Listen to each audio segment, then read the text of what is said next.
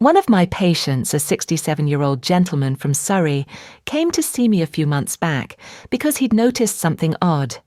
He'd spotted a small patch of discolored skin that wouldn't go away. It didn't hurt, didn't bother him particularly, but something told him he ought to mention it. And I'm so glad he did, because that patch turned out to be an early sign of lichen sclerosus, a condition that, if left untreated, can lead to rather serious complications.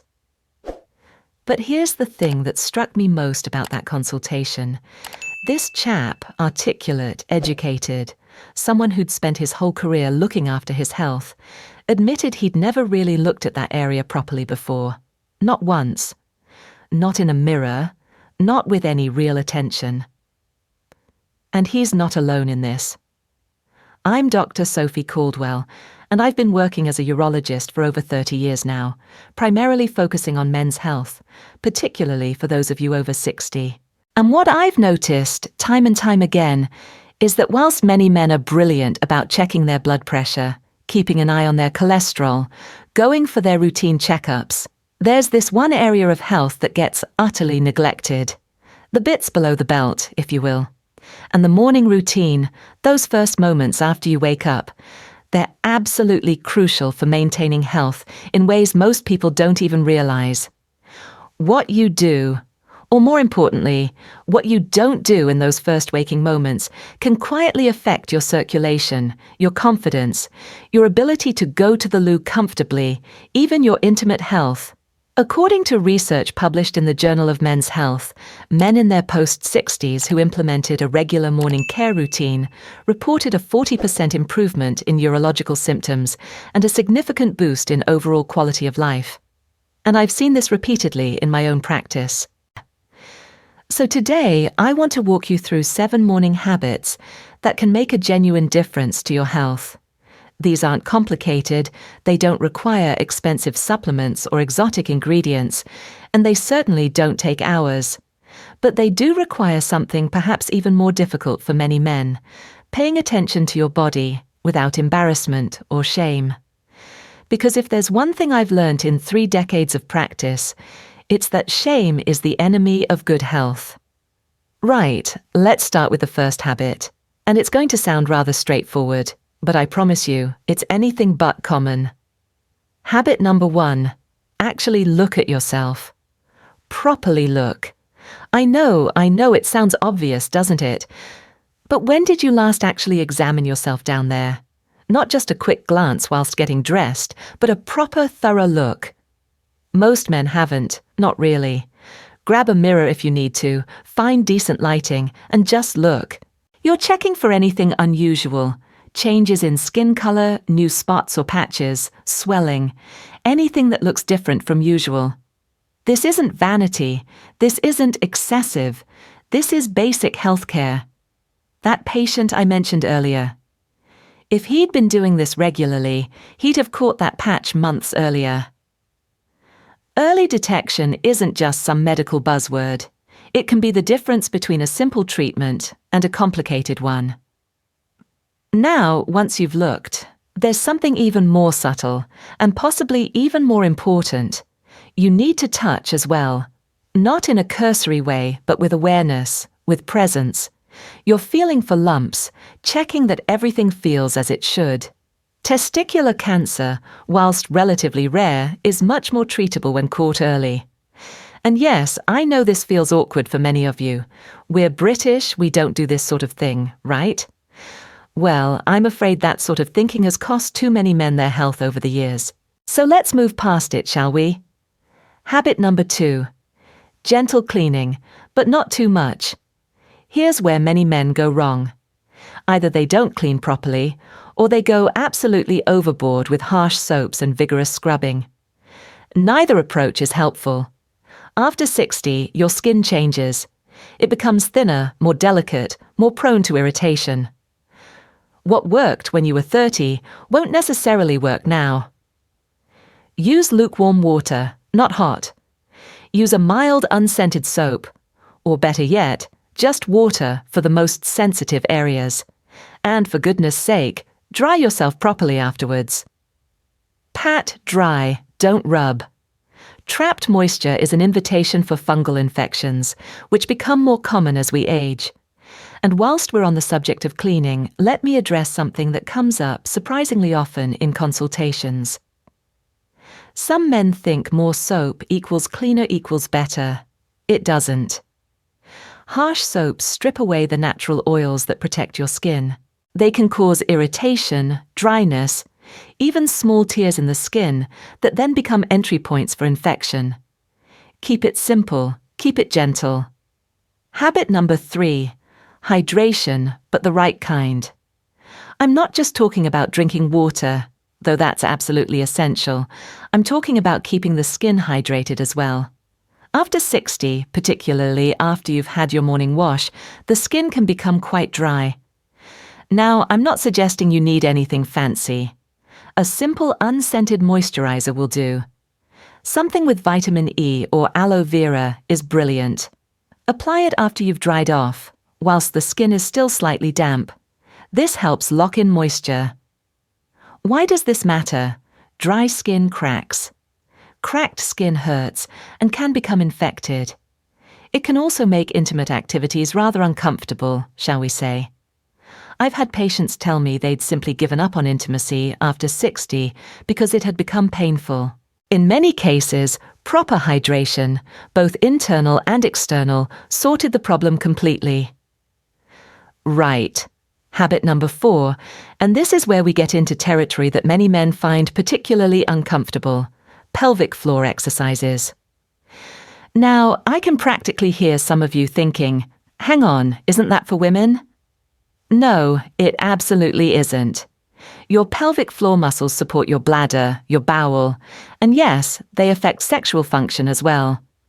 And like every other muscle in your body, they can weaken with age. Here's how you do them.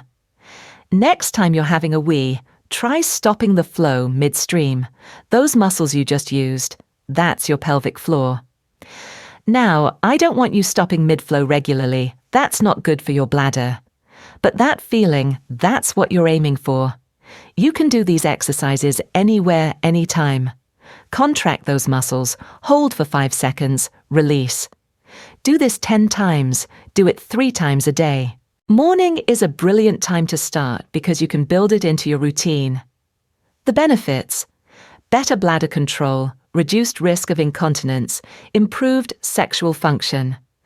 I've had patients in their 70s report significant improvements in all these areas just from doing their pelvic floor exercises regularly. It's not magic, it's just proper muscle maintenance. Habit number 5, movement. I don't mean going for a run though. If you're up for that, brilliant. I mean gentle stretching, perhaps a short walk, something to get the blood flowing. Circulation is absolutely crucial for everything from prostate health to sexual function to preventing blood clots. After 60, we tend to become more sedentary, often without even realizing it. Making movement part of your morning routine, even just 10 or 15 minutes, can make an enormous difference. I usually suggest my patients do some gentle hip rotations, some leg stretches, maybe some yoga if they're inclined that way. The key is getting blood flow to the pelvic area. Better circulation means better healing, better function, better everything, really. Habit number 6. Pay attention to what you eat for breakfast, particularly regarding prostate health. Now, I'm not going to bang on about superfoods or tell you to start eating things you can't pronounce, but there are some straightforward dietary choices that can support prostate health. Tomatoes, for instance. They contain lycopene, which has been linked to reduced prostate cancer risk. Fatty fish like mackerel or salmon, brilliant for reducing inflammation. Pumpkin seeds, which you can easily sprinkle on your porridge or cereal. Brazil nuts, just a couple each day for selenium. What you don't need are exotic fruits that cost a fortune and aren't even available at your local Tesco. Keep it simple, keep it British, keep it sustainable. I've had patients ask me about all sorts of expensive supplements and exotic berries. Unless you've got a specific deficiency, you're probably better off with a balanced diet featuring the foods I've just mentioned. Habit number 7, and this might be the most important one. Check your urination pattern. I know, not the most pleasant topic over breakfast, but hear me out. How many times did you get up to use the loo last night? How strong is your stream in the morning? Any dribbling afterwards? Any pain or burning? These are all important indicators of prostate health. After 60, it's entirely normal for your prostate to enlarge somewhat.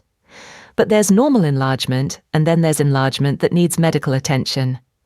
Keep a mental note, or even better, jot it down for a week.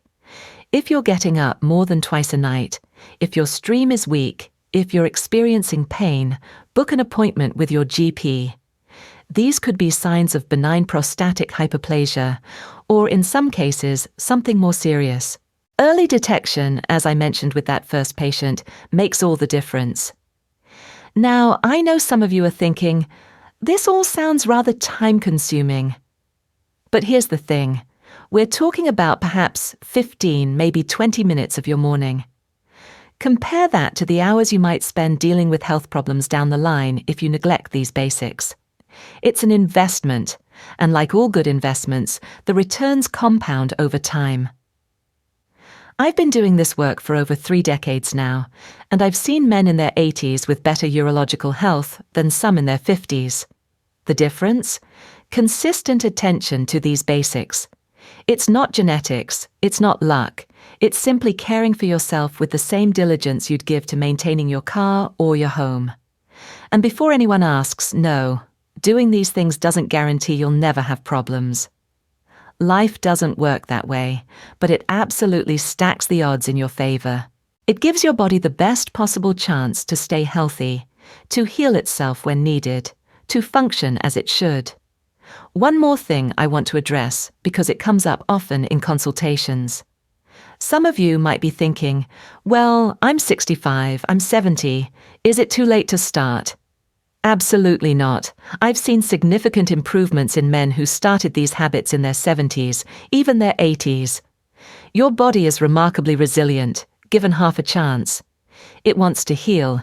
It wants to function properly. You just need to give it the right conditions. I had a patient, lovely chap from Manchester, came to see me when he was 73. He'd been experiencing urinary symptoms, declining sexual function, generally feeling rather miserable about the whole aging process. We had a proper chat about his morning routine, or rather his complete lack of one. He started implementing these 7 habits. Within 3 months, his symptoms had improved significantly. Within 6 months, he reported feeling better than he had in a decade. Same man, same age, same genetics. The only thing that changed was his daily routine. This isn't about vanity, though there's nothing wrong with wanting to look after yourself. This isn't about trying to be 20 again, because you're not, and that's absolutely fine. This is about living your best life at whatever age you are. It's about maintaining your dignity, your independence, your comfort. It's about being able to enjoy time with your grandchildren without worrying about finding the nearest toilet. It's about maintaining intimacy with your partner, if that's something you value. It's about waking up in the morning without pain or discomfort. And I'll tell you something else I've noticed over the years. Men who take care of themselves in these ways, who pay attention to their bodies without shame or embarrassment, they tend to be more engaged with their health overall. They're more likely to attend their routine checkups, more likely to mention symptoms early, more likely to follow medical advice. It creates a positive cycle. Your penis, your testicles, your prostate, these aren't separate from the rest of you. They're part of an integrated system. When you look after them properly, you're looking after your whole self. The circulation improvements benefit your heart. The pelvic floor exercises help your back. The proper diet supports your entire body. Nothing exists in isolation. I remember early in my career, perhaps 25 years ago now, a senior colleague telling me that men's health, particularly in this area, was the last great taboo in medicine. Things have improved since then, but we've still got a long way to go. Too many men still suffer in silence, too embarrassed to seek help, too convinced that these problems are just an inevitable part of aging that must be endured. Well, I'm here to tell you that's nonsense.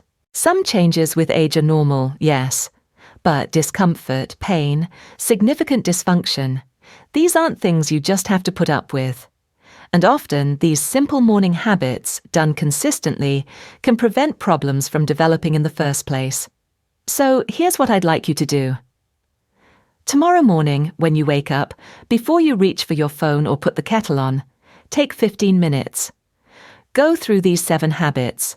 Look at yourself properly. Clean gently. Moisturize. Do your pelvic floor exercises. Move your body. Have a prostate-friendly breakfast. Check your urination pattern. Just 15 minutes. See how you feel. Make it a routine. And if you notice anything concerning, anything at all, don't wait. Don't convince yourself it's probably nothing. Don't put it off until it becomes unbearable. Book an appointment. Get it checked. The NHS is there for you. Use it. Your GP won't be shocked or embarrassed, I promise you. We've seen it all before, many times over. Aging isn't the end of anything. I've got patients in their 70s and 80s living full, active, comfortable lives. But they didn't get there by ignoring their health or hoping problems would sort themselves out. They got there by paying attention, by taking small, consistent actions, by treating their bodies with the respect and care they deserve. You're not too old, it's not too late, and you're certainly not alone in this. Every man over 60 faces these challenges. The only difference is that some address them proactively, and others wait until they become serious problems. I know which approach leads to better outcomes, because I've seen it thousands of times over 3 decades of practice. So there you have it. 7 simple morning habits that can make a genuine difference to your health and quality of life. Not complicated, not expensive, not time-consuming. Just consistent, caring attention to your body. Because you deserve to age with comfort, with dignity, with health. Your body has served you well for 60+ years. These 15 minutes each morning are the least you can do to return the favor. Take care of yourselves, all of you. And remember, there's no shame in looking after yourself properly. The only shame is in neglecting yourself when you know better.